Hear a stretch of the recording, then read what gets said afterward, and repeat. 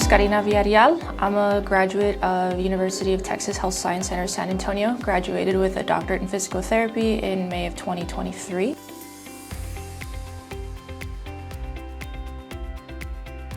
Played basketball in high school, underwent 3 ACL reconstructions throughout my high school years.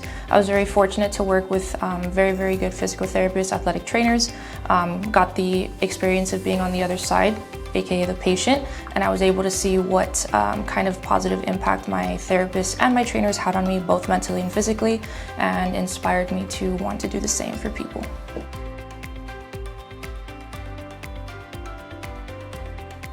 So here at Laredo Sports Medicine Clinic, we treat a variety. We do specialize in musculoskeletal conditions, so anything from knee injuries to elbow to low back to ankles, pretty much anything.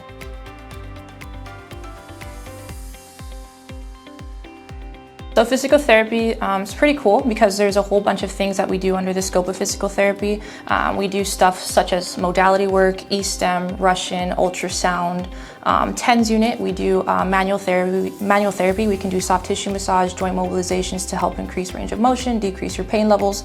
We can do therapeutic activity and therapeutic exercise. So we can basically work on stretching and strengthening all within the same scope and under the same session.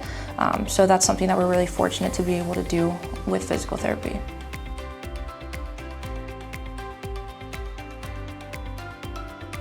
So first thing we're going to do is we're going to review the patient's chart, get some good background information as to what we're seeing the patient for, see if there's any safety risks that we need to be on the lookout for prior to bringing them in.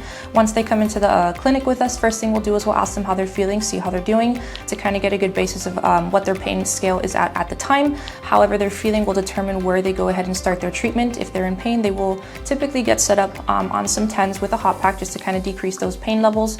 Once they finish with that, we'll typically transition them to the gym where we'll work on some therapeutic exercise and activities, kind of get the body moving, get the joints moving, and goal of therapy and a treatment session is always to have the patient feeling better when they leave as to when they came in.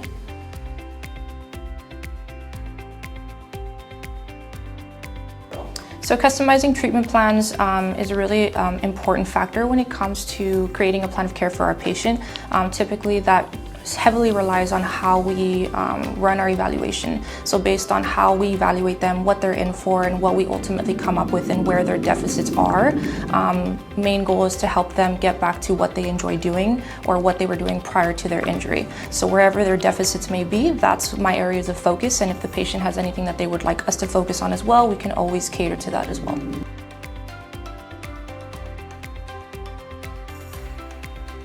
So some really effective techniques that we love to do here, joint mobilizations and soft tissue massage. We typically start the patient out with that if they are lacking range of motion or having quite a bit of pain. Those have shown really good results in terms of decreasing pain levels and increasing range of motion.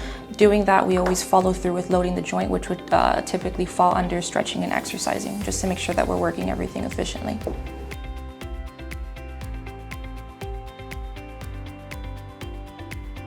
Physical therapy is really important when it comes to long-term health and wellness because keeping our patients active and mobile is going to play a really big role as to how active they are in the future as they continue to get older.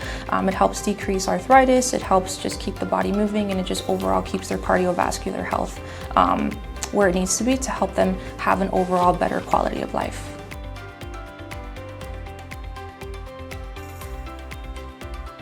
One of the most rewarding cases that I worked with a woman that was in her mid-50s who was undergoing a total knee replacement, and the one goal that she gave me when she came in for her initial evaluation was that she needed to be able to walk at her daughter's wedding in 3 months, and so that was one of her goals, and at her 3-month mark she was doing really well, and she did report back to me that she was able to enjoy her daughter's wedding and that she had a wonderful time. So that was a really fun and rewarding day for both of us.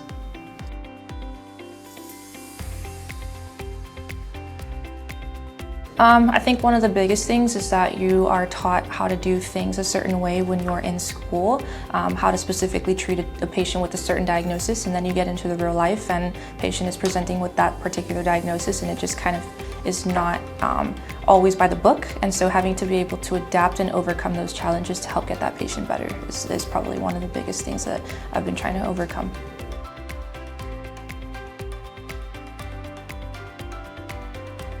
Some tips to recover from an injury at home. Try to stay positive. I know injuries can be really frustrating. Take some time off. Use the way you feel and your symptoms to kind of gauge how fast and how quick you can progress back to doing what you were doing. Take some time off. Ice whatever's hurting. Try to do some light stretching and exercises, and ultimately, if you're not feeling better in a couple weeks, maybe reach out to an orthopedic to kind of get that further evaluated.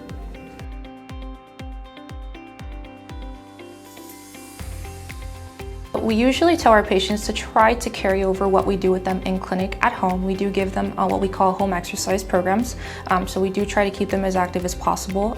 Even if it's 20 minutes a day, I always tell my patients 15 to 20 minutes a day goes a long way, especially on the days that you're not in clinic with us. I always encourage them to stay active, such as going on walks, getting on a treadmill, swimming, whatever they enjoy doing. I usually tell them to try not to stop what they enjoy doing, just to do everything to their tolerance, of course.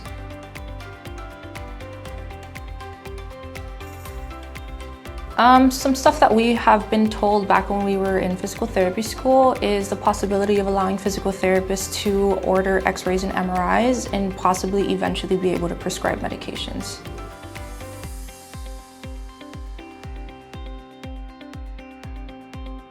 So attending continuing education courses they're very, very helpful. There is hundreds of different continuing education courses that you can reach out to and attend to kind of help keep your skills up to date, keeping up with the APTA as well, and being an active member, and just kind of talking to other colleagues and seeing what types of research that they've looked over and stuff like that, just to kind of make sure that we don't lose our skills.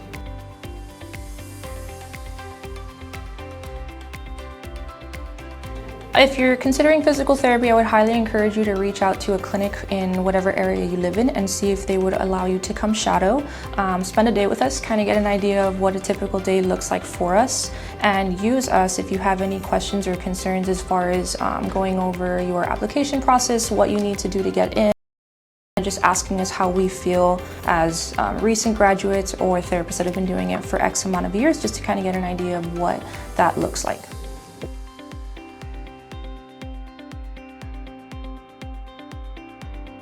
If you're looking for more information as to what a Laredo Sports Medicine Clinic has to offer, we do have a really good website that you can visit. It goes over what types of services we offer, what number you need to call to get in contact with us, or an email if you'd like to email us with questions as well.